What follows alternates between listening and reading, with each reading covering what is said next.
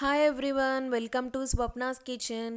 ఈరోజు మన కిచెన్లో రుచికరమైన గ్రేవీతో 1 kg చికెన్ని ఎలా వండాలో నేనైతే చూపిస్తాను. ఇక్కడ ప్రాసెస్ అనేది చాలా సింపుల్గా ఉంటుంది, అలానే రుచి అయితే అద్భుతంగా ఉంటుందండి. మీరు ఎప్పుడు చేసినా కానీ పర్ఫెక్ట్ టేస్ట్ అయితే చికెన్ కర్రీకి వస్తుంది. ఇక్కడ నేను కొన్ని టిప్స్ అయితే చెప్తాను. అది కనుక మీరు వీడియో స్కిప్ చేయకుండా చూస్తే ఒక ఇంపార్టెంట్ స్టెప్ అనేది మీకైతే తెలుస్తుంది. సో ఇంకెందుకు ఆలస్యం, మన చికెన్ కర్రీని అయితే తయారు చేసేద్దాము. వచ్చేసేయండి. ఫస్ట్ ఇక్కడ నేను ఒక బాండీ తీసుకుంటున్నానండి చికెన్ కర్రీ చేసుకోవడానికి. దీంట్లో ఒక 4 టేబుల్ స్పూన్స్ ఆయిల్ అయితే యాడ్ చేశాను. ఆయిల్ మనకి మంచిగా వేడైన తర్వాత ఒక పెద్ద ఆనియన్ని సన్నగా కట్ చేసుకొని వేసాను. అలాగే ఒక 2 పచ్చిమిర్చిని మధ్యకి తుంపి అవి కూడా యాడ్ చేశాను. మనకి ఈ ఆనియన్స్ పచ్చిమిర్చి మంచిగా వేగాలి. ఒక్క 3-4 నిమిషాలు మనకి ఉల్లిగడ్డలు పచ్చిమిర్చిలు వేగిన తర్వాత ఇక్కడ నేను ఒక పావు టీ స్పూన్ పసుపు వేసాను. పసుపు కూడా వేసుకున్న తర్వాత ఒకసారి కలిపేసుకొని ఇక్కడ నేనైతే కేజీ చికెన్ అయితే నేను కడిగి శుభ్రంగా పక్కన పెట్టుకున్నానండి. మేము ఎప్పుడు చికెన్ తెచ్చుకున్నా కానీ స్కిన్ తోటే తెచ్చుకుంటామండి. మ్యాక్సిమం మేమున్న దగ్గర మాకైతే స్కిన్తో చికెన్ అవైలబుల్గా ఉండదు. మనం కోడిని తీసుకొని కట్ చేపించుకోవాలి.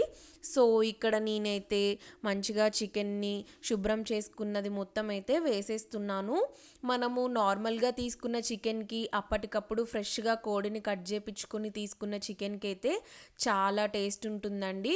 మీకు ఒకవేళ అవైలబిలిటీ ఉంటే మీరు కూడా కోడి కట్ చేపించుకొని తెచ్చుకోవడానికి ట్రై చేయండి.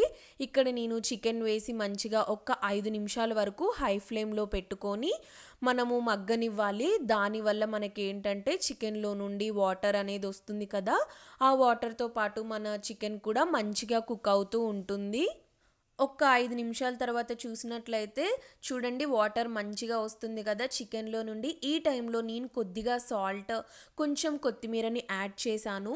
మనము కొన్ని కర్రీస్కి ఏంటంటే అండి, ఉప్పు అనేది స్టెప్ వైజ్ వేసుకోవాలి. ఒకటేసారి ఉప్పు వేయడం వల్ల మనకి ఏంటంటే ఆ టేస్ట్ అనేది మారిపోతుందండి. మీరు అబ్జర్వ్ చేసి చూడండి. ఇక్కడ నేనైతే ఫస్ట్ కొద్దిగా వేసుకున్నాను ఉప్పు. ఆ ఉప్పు కూడా ఏంటంటే మన చికెన్కి పట్టాలి కాబట్టి వేసుకున్నాను. ఈ కూరకి ఎంత సరిపోతుందో అంత ఉప్పు నేను ఒకటేసారి వేయలేదండి. సో ఇక్కడ చూడండి, ఒక్క 10 నిమిషాలు మంచిగా మీడియం ఫ్లేమ్లో పెట్టుకొని మగ్గనించాను. వాటర్ అనేది అయితే చూస్తున్నారు కదా వస్తుంది. చికెన్లో నుండి వాటర్ 75% వరకు అయితే పోవాలి. దీనికి మనకి టైం పడుతుంది కాబట్టి నెక్స్ట్ ప్రాసెస్ ఏంటో నేను మీకు చూపిస్తాను.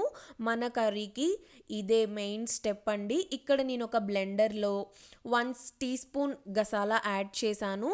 గసాలా యాడ్ చేసి ఒక్క 2 టేబుల్ స్పూన్స్ వాటర్ అయితే వేసేయండి. తర్వాత నేను 2 టేబుల్ స్పూన్స్ ఎండు కొబ్బరిని కూడా సన్నగా కట్ చేసుకొని అది కూడా యాడ్ చేసేసాను బ్లెండర్లోకి. అలాగే 4 లవంగాలు, 1 ఇంచ్ దాల్చిన చెక్క, ఒక ఇలాచీ కూడా వేసేసి ఇక్కడ నేనైతే వెల్లుల్లిపాయ రెబ్బల్ని పొట్టు తీసి ఒక 10 వరకు వేసుకున్నాను. అల్లం కొంచెం వేసుకొని వీటన్నిటినైతే మనము మంచిగా గ్రైండ్ చేసుకోవాలి. ఒకవేళ మీ దగ్గర ఫ్రెష్గా దంచిన అల్లం వెల్లుల్లి పేస్ట్ ఉందనుకోండి, అది మీరు ఏం చేస్తారంటే తర్వాత పేస్ట్ మొత్తం గ్రైండ్ చేసుకున్న తర్వాత లాస్ట్లో మీరు అల్లం వెల్లుల్లి పేస్ట్ వేసి ఒకసారి గ్రైండ్ చేసేసుకుంటే సరిపోతుంది. ధనియాలు కూడా నేనైతే 3 స్పూన్స్ వేసానండి. వీటన్నిటిని మనం మంచిగా పేస్ట్ చేసుకొని ఇక్కడ చికెన్లో వాటర్ కూడా ఆల్మోస్ట్ మనకి 75% వరకు పోయాయి. ఈ టైంలో మనము గ్రైండ్ చేసుకున్న పచ్చి మసాలానైతే నేను యాడ్ చేశాను. ట్రస్ట్ మీ అండి, మీరు ఈ మసాలా వేసి ఒక్కసారి చేయండి, కర్రీ అయితే చాలా బాగుంటుంది. మంచిగా టేస్ట్ అనేది అయితే మీకు ఆ డిఫరెన్స్ తెలుస్తుంది. ఎప్పుడు వండేది ఎలా ఉంది, ఈ మసాలా వేసి చేయడం వల్ల ఎలా ఉంది అనేది అయితే మీకు తెలుస్తుంది. చాలా బాగుంటుందండి. ఇక్కడ మనము మసాలా వేసుకొని ఇంకొక 5 నిమిషాల వరకైతే మంచిగా మగ్గనివ్వాలండి. ముక్కలకి ఆ మసాలా అంతా పట్టాలి. చూడండి, 5 నిమిషాల తర్వాత నాకైతే మంచి స్మెల్ వస్తుంది. అద్దిరిపోతుంది చూస్తేనే స్మెల్, ఎప్పుడెప్పుడు తినాలా అని ఉంది. ఇక్కడ ఈ టైంలో నేనైతే రుచికి సరిపడా కారం అయితే వేస్తున్నానండి. నాన్ వెజ్ కర్రీస్లోకి మనకి కొంచెం స్పైసీగా ఉంటేనే బాగుంటుంది కదా. సో ఇక్కడ నేను తీసుకున్న క్వాంటిటీ చికెన్కి అయితే 2 స్పూన్స్ కారం వేసాను. రుచికి సరిపడా ఉప్పు ఇందాక ఆల్రెడీ వేసాను కాబట్టి చూసుకొని నేనైతే ఎంత సరిపోతుందో అంత యాడ్ చేసేసాను. మొత్తం ఒకసారి కలుపుకొని మనకి ఉప్పు కారం చికెన్కి మంచిగా పట్టాలి కాబట్టి ఇంకొక 5 నిమిషాల వరకైతే సిమ్లో పెట్టుకొని మనము కర్రీని మగ్గనిద్దాము. మీలో ఎంతమందికి చికెన్ అంటే ఇష్టమో నాకైతే కమెంట్స్లో చెప్పండి. నాకైతే మటన్ ఫిష్ అన్నిటికంటే చికెన్ అంటే చాలా ఇష్టము. చికెన్ ఎక్కువ పిల్లలైనా పెద్దవాళ్ళైనా చికెన్ని బాగా ఇష్టపడుతూ ఉంటారు కదా. సో ఎప్పుడూ ఒకేలాగా ఎందుకు, ఇలా డిఫరెంట్గా మనకి ఇష్టమైన చికెన్ని చేసుకుంటే బాగుంటుంది కదా తినడానికి కూడా. సో ఇక్కడ నేనైతే ఒక 5 నిమిషాలు మగ్గనిచ్చిన తర్వాత ఇందాక మనము గ్రైండ్ చేసుకున్నాం కదా పచ్చి మసాలా, అదే బ్లెండర్లో కొన్ని వాటర్ పోసుకొని ఆ వాటర్తో పాటు మనకి ముక్క మునిగేంత వరకు వాటర్ కూడా నేనైతే యాడ్ చేశాను.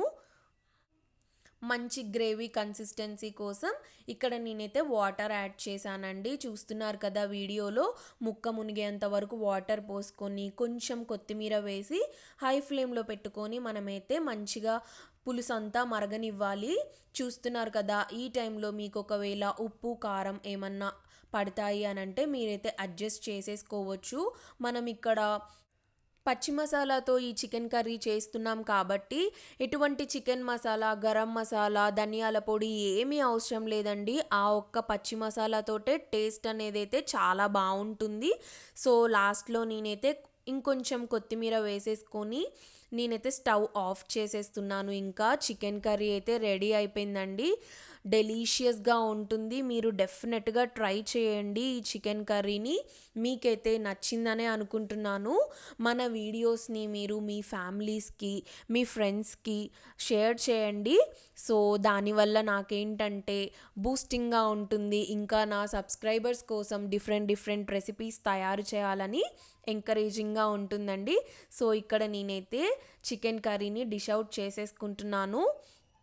మన వీడియోనైతే లైక్ చేయండి, మన ఛానల్ని సబ్స్క్రైబ్ చేసుకోండి. సో నేను ఎలాంటి కొత్త వీడియోస్ పెట్టినా మీకైతే వచ్చేస్తాయి నోటిఫికేషన్స్ ద్వారా.